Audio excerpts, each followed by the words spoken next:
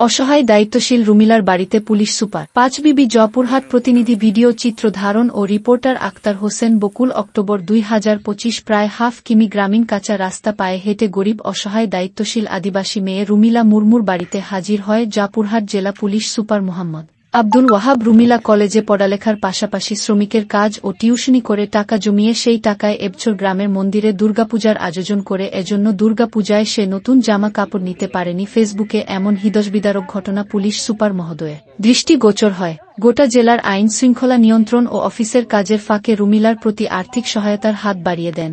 এজন্যই শত ব্যস্ততার মাঝেও তার বাড়িতে হাজির হন মানবিক এ পুলিশ সুপার মহোদয়। বুধবার দুপুরে তিনি জয়পুরহাটের ৫ বিবি উপজেলার নওদার প্রায়কপাড়া আদিবাসী পল্লীর জরাজীর্ণ বাড়িতে হাজির হন। এ সময় পুলিশ সুপারের সফরসঙ্গী ছিলেন জেলা গোয়েন্দা পুলিশ ডিবি ওসি মোখ আসাদুজ্জামান আসাদ, ৫ বিবি থানার তদন্ত ওসি মোখ ইমায়েদুল জাহেদি, এসআই মোখ সিরাজুল ইসলাম, মো আবদুল্লাহ আল মাসুম, মোখ আলমগীর হোসেন সহ থানার কনস্টেবল সহ ডিবি পুলিশ সদস্য। এত অভাবের মধ্যে বসবাস করে এত ছোট একটি মেয়ে পূজায় নিজের আনন্দের কথা